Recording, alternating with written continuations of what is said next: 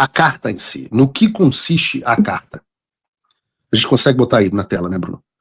Eu vou ler aqui a íntegra da carta para vocês, porque é uma porrada. Ela diz o seguinte: ao honorável Marco Rubio, escritório do secretário de Estado dos Estados Unidos, endereço, Washington DC, bababá. Aqui tem uma coisa interessante também.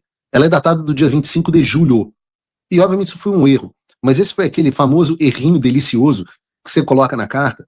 E aí vem os dois tipos de pessoas. Primeiro, os que acham que estão sendo úteis, falando, não, tem que corrigir aí, dia 25 de junho. Como se o cara fosse mandar, o Chris Smith fosse lá ler o tweet do cara e corrigir. Né? Segundo é que a pessoa presta atenção na coisa menos relevante de todas. Absolutamente, eu falo, né? É um sinal de pouca inteligência. Lembra? Senso das proporções. Você ter a capacidade de determinar o que proporcionalmente é importante. Ratio, né? E a pessoa perde. Mas por que isso é delicioso? Porque quanto mais as pessoas comentam, mais o algoritmo é alimentado e mais gente vê o post. Então funciona até positivamente. Diz aqui, assunto, repressão transnacional pelo governo do Brasil. Resposta urgente dos Estados Unidos. Prezado senhor secretário, ontem, o Paulo Figueiredo, um jornalista investigativo brasileiro, prestou um depoimento convincente e alarmante, muito obrigado, ao Congresso, alegando que o governo do Brasil continua a perseguir e assediar brasileiros dentro dos Estados Unidos. Anexo o testemunho por escrito dele para sua análise. Esta não é a primeira vez que o Congresso ouve tal testemunho. Em 7 de maio, de 2024, presidiu uma audiência no Subcomitê de Direitos Humanos da Comissão de Relações Exteriores da Câmara, intitulada Brasil, uma crise de democracia, liberdade e Estado de Direito, onde alegações semelhantes foram descritas por um painel de testemunhas que incluía o senhor Figueiredo. Em 21 de junho de 2024, enviei uma carta formal ao ministro Alexandre de Moraes solicitando informações sobre violações de direitos humanos cometidas por autoridades brasileiras. A carta não foi respondida. Os fatos que temos diante de nós são indiscutíveis. E ele enumera. Autoridades brasileiras usaram mecanismos da Interpol para atingir e reprimir dissidentes no exterior. Tentaram contornar os canais formais para pressionar diretamente as autoridades policiais dos Estados Unidos. No meu caso, no caso do Dr. Camarinha, no caso do Felipe Martins. Compeliram ou coagiram empresas americanas a restringir a liberdade de expressão legal. E buscaram aplicar decisões judiciais estrangeiras para suprimir manifestações protegidas pela Constituição dos Estados Unidos. A gravidade da repressão transnacional do governo do Brasil dentro dos Estados Unidos, bem como a sua falta de disposição para responder a preocupações congressionais, tornam claras as suas ações e intenções. Essa situação também é uma preocupação doméstica, pois enfraquece os direitos dos cidadãos norte-americanos, a soberania de nossas instituições e a integridade de nossa estrutura legal e tecnológica. Senhor secretário, parabenizo sua declaração e seu testemunho no dia 21 de junho perante o Comitê de Relações Exteriores da Câmara de que sanções Magnitsky contra o ministro Alexandre de Moraes estão sendo analisadas e são uma grande possibilidade. Exorto o governo a agir rapidamente.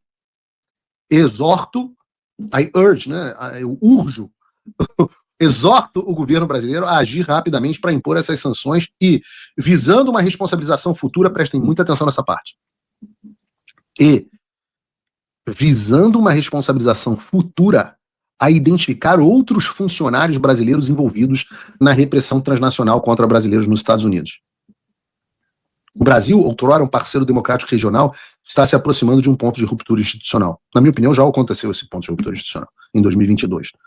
Não podemos nos dar ao luxo de nos arrepender no futuro de termos sido omissos quando os sinais de alerta são claros e as ferramentas estão disponíveis. Atenciosamente, Chris Smith, babá. E eu espero que com isso, às vezes as pessoas são lentas, porque eu entendo que não é uma estratégia muito clara, não faz muita parte do dia a dia das pessoas e também é meu trabalho estar aqui para explicar esse tipo de coisa. E muita gente fica chateada, fala, Paulo, você explica a sua estratégia para o inimigo. Eu falo todos os dias, porque eu não tenho estratégias que o inimigo tenha capacidade de interceptar. Eu não tenho. As estratégias que seriam passíveis de interceptação, essas acontecem nos bastidores, ninguém nem sabe. Se eu estou falando algo aqui, é porque este algo não pode ser interceptado pelo inimigo. É por isso que apenas no domingo nós tornamos pública a razão da minha ida à Comissão de Direitos Humanos do Congresso dos Estados Unidos. E eu, agora, posto tudo isso, explicando a estratégia, eu me assusto ainda como algumas pessoas de direita acham que eu estou brincando quando eu faço essas coisas. Como se não tivesse estratégia, como não tivesse sido tudo friamente calculado, como diz o Chapolin Colorado. Inclusive com os americanos. Achar que tem algum jogo aqui que é acidental é uma imbecilidade.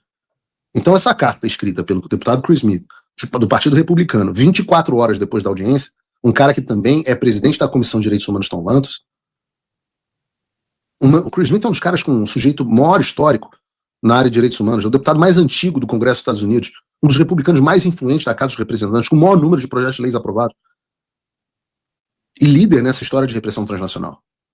Então, nessa carta, ele não só faz menção a tudo que eu disse durante a audiência, como ele também faz menção a uma carta enviada ao Alexandre de Moraes em 2024, na qual ele pediu informações, noticiamos aqui, sobre violações de direitos humanos cometidas por autoridades brasileiras, e copiando o presidente da Câmara na época, o presidente do Senado na época, e o presidente do STF, que é o mesmo hoje o ministro Barroso.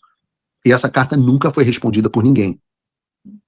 E aí, diante disso, ele fala que são os fatos incontestáveis, as coisas que ele lista na carta.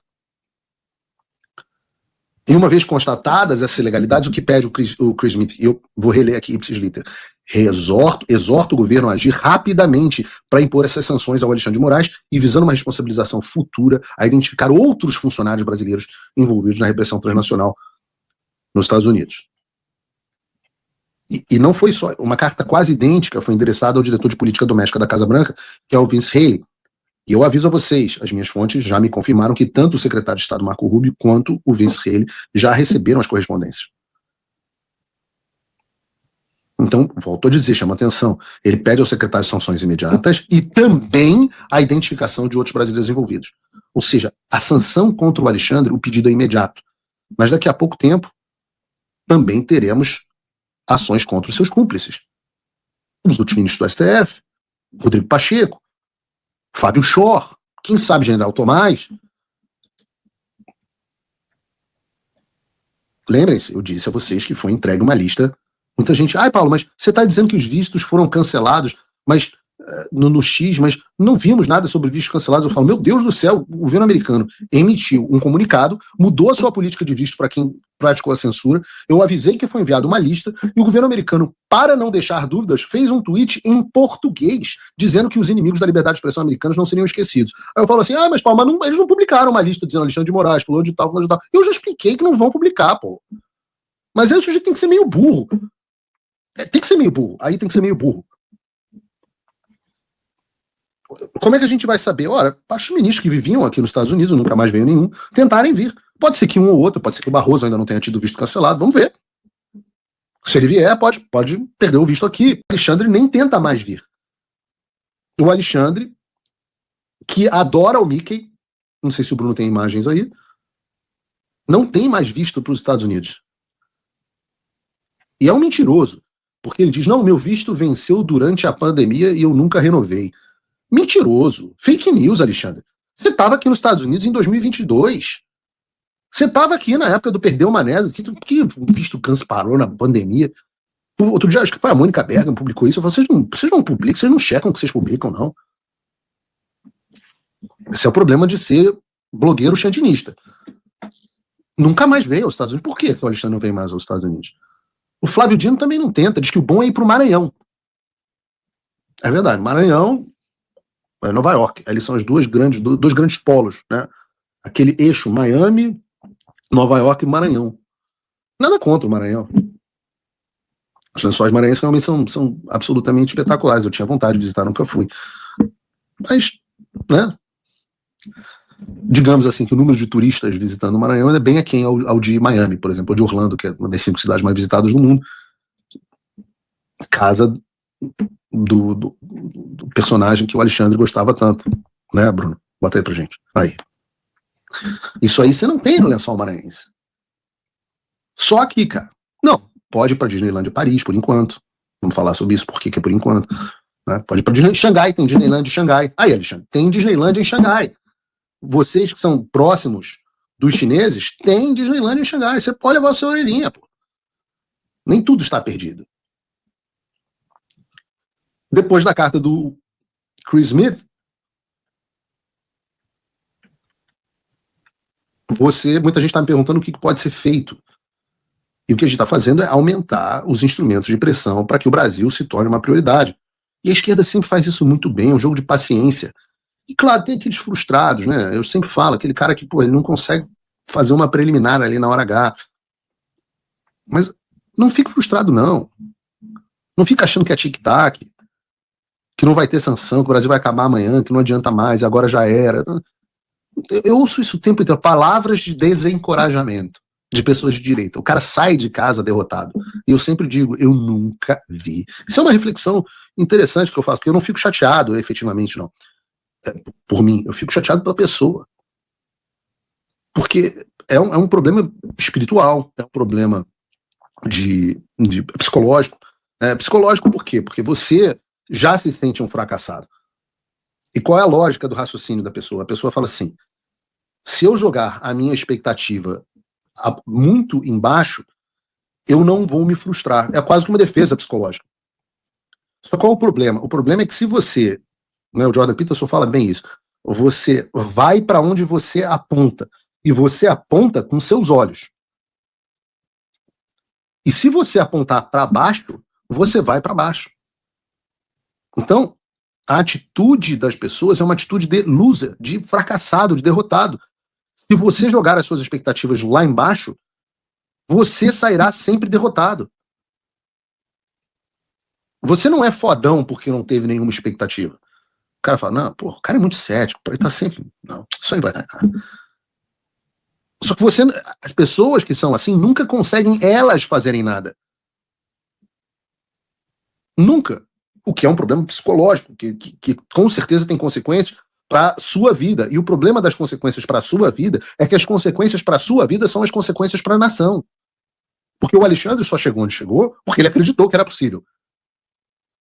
Quando o Bolsonaro era o maior líder político do Brasil, depois de uma eleição espetacular em 2019, 2018, em 2019 foi quando o Alexandre assume o comando do inquérito das fake news, ele acreditou que ele poderia se tornar o ditador do Brasil. Ninguém achou que era possível. Ele achou. E hoje ninguém consegue contestá-lo. Ninguém achou que ele ia conseguir suplantar as Forças Armadas. E ele foi lá e venceu. Então, este aspecto é o que o torna vitorioso. Né? A vitória pertence a quem nela acredita mais e por mais tempo. Mas há um aspecto também, eu diria, espiritual. Por que tão pouca fé? Você não acredita na providência? Você não acredita no que Jesus diz? Que se você pedir, será dado? Você não acredita no Deus que move a montanha? Ora, mas o que é isso? O Deus do impossível, o Deus que liberou os israelitas do Egito, os hebreus? Meu Deus, não, você não acredita nesse Deus? Você é cristão e você não acredita nisso? Eu não sei como curar isso. Eu acredito. E digo a vocês, eu nunca imaginei que nós fôssemos chegar aonde nós chegamos. As minhas ambições eram até mais modestas. Eu falava para vocês, não, olha, a minha expectativa é que a gente vá conseguir uma audiência sobre o Brasil. Conseguimos 2. Olha, a minha expectativa é que a gente consiga um projeto de lei sobre o Brasil. Pum, conseguimos 2. Olha, a minha expectativa é que haja cancelamento dos vistos. O Departamento de Estado publica uma coisa até com efeito global, era para ser só sobre o Brasil, eles publicaram algo global. E agora, poxa, a expectativa era de que a gente consiga sancionar o Alexandre de Moraes. Eu sei, eu almocei na Casa Branca na terça-feira antes da audiência. Eu sei o nível no qual nós estamos. E eu nunca imaginei, hoje nós só dependemos do Trump e do Rubio. Vejam, eu vou citar uma reportagem do UOL, que foi até melhor do que a Folha de São Paulo. O UOL, que tem lá correspondente internacional desde lá em Washington, diz o seguinte, é o UOL, não sei se tem o UOL aí, Bruno. Coloca aí, ótimo. Vejam o que o UOL está dizendo. A reportagem do UOL é melhor do que a da Folha, inacreditável. É factual. Diz assim, parlamentares envolvidos na empreitada das sanções contra o Moraes, ouvidos pelo UOL, não pelo Paulo, ouvidos pelo UOL, asseguram que tanto Trump quanto Rubio estão convencidos sobre a validade de punir o juiz da Suprema Corte. A aplicação da lei Magnitsky dependeria meramente de superar os entraves burocráticos e falta de prioridade do assunto em um mundo conflagrado. Meu Deus, o UOL tá fazendo tic-tac? O Paulo Figueiredo convenceu o UOL, que é o veículo de imprensa mais à esquerda do Brasil, dos grandes portais, que eu tô fazendo que o tic-tac, a fazer tic-tac pro Paulo Figueiredo. Ou seja, o sujeito tá passando a mão no saco, tá sentindo 4 bolas e chaçando o Superman e o Supermacho. O UOL diz conversão com congressistas americanos. O Olavo de Carvalho chama isso de síndrome do piu-piu. Né? Será que eu vi um gatinho? Eu acho que eu vi um gatinho, sim. Hein? Porra, o nome do jogo é persistência. Não, mas Paulo, e semana que vem não tiver saído, não. Semana que vem a gente vai buscar outras formas de ação. O trabalho de bastidores continua, a gente não vai descansar enquanto o Alexandre não for sancionado. O que nos ajudou essa semana? O julgamento do Marco Civil, que atrai atenção para a censura crescente no Brasil. Mas a gente tem 90% do trabalho concluído. Só falta o Trump e o Rubio pegarem as suas canetas BIC. A caneta BIC é do Bolsonaro, do Trump e o Rubio deve ser um plano, sei lá. E eles vão assinar um papelzinho. E na hora, isso pode acontecer a qualquer momento, pode acontecer inclusive enquanto eu estou fazendo o programa. E nós, mas isso não vai acontecer. Não vamos parar, não vamos precipitar e não vamos retroceder. É guerra total e nenhum passo vai ser dado para trás. A única coisa que eu prometi a vocês, e eu continuarei prometendo, é que nós vamos continuar brigando. E eu digo, até agora, se você olhar o mapa da guerra, e você olhar o fronte norte dos Estados Unidos, que em 2022 foi o fronte que deu a vitória ao Lula, foi o fronte que permitiu que o Alexandre desse o golpe no Brasil. Olhe o fronte dos Estados Unidos e veja o quanto do território inimigo nós já ocupamos. Vou chamar aqui o general de exército Eduardo Bolsonaro e o general de divisão Paulo Figueiredo. Quanto que nós já entregamos a vocês? E eu acredito que a gente vai entregar a vitória completa aqui nesse fronte. E o UOL acredita que a gente vai entregar a vitória completa nesse fronte.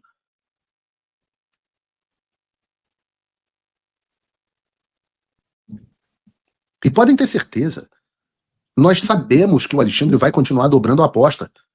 Ninguém nunca imaginou que o Alexandre fosse retroceder. Nós contamos com isso. Nós contamos com isso. E o que o Chris Smith, inclusive, mandou uma citação aqui para a imprensa, né? Uma declaração para a imprensa, que eu acho que não saiu em nenhum lugar ainda. Diz o Chris Smith, palavras do Chris Smith: nos últimos 18 meses, ouvi as histórias de muitos brasileiros e brasileiros americanos que sofreram com a repressão transnacional promovida pelo governo do Brasil. Algumas dessas pessoas estão no exílio nos Estados Unidos, e mesmo assim, o atual governo brasileiro utilizou diversas táticas para alcançá-las aqui com um longo braço de sua injustiça. A administração Biden foi, no mínimo, cúmplice nesses ataques aos direitos humanos ao financiar ONGs que promoveram a censura no Brasil. Tenho confiança de que a administração Trump irá sancionar a repressão transnacional praticada pelo governo do Brasil. Certamente ninguém sabe mais sobre direitos humanos na América Latina ou tem um histórico mais respeitável nessa área do que o secretário Rubio. E aqui é uma parte interessante. Tentamos de tudo: audiências, declarações, cartas. Agora, diante das repetidas e graves violações de direitos humanos cometidas por Alexandre de Moraes, não nos resta outra opção senão impor sanções com base na Lei Global Magnitsky. Isso não é uma sanção contra o Brasil, mas um claro ato de solidariedade com o povo brasileiro que valoriza a liberdade. As instituições brasileiras precisam agir para restaurar as liberdades constitucionais. E aqui entra uma ameaça. E novas sanções contra outros indivíduos ainda podem ser evitadas, se elas, as instituições, agirem. Está dado o aviso. O recado está dado. A aposta não é de que o Alexandre vai retroceder. Só há uma saída para o Alexandre: lutar até o fim. Só há uma saída para a gente: lutar até o fim contra o Alexandre. Mas e os demais? Ora, os demais, será que eles vão continuar abraçando o Alexandre e o protegendo? Eu tenho minhas dúvidas. Eu tenho minhas dúvidas. O que eu posso garantir é que daqui do nosso lado tem muita munição e que a gente não vai parar os bombardeios. Até que uma hora a gente vai pegar uma bomba e vai explodir o bunker metafórico do Alexandre de Moraes. E o que você pode fazer nesse processo? Em primeiro lugar, orar. Ore. O que o Paulo faz, o que o Eduardo faz, Nada disso é possível sem a providência divina.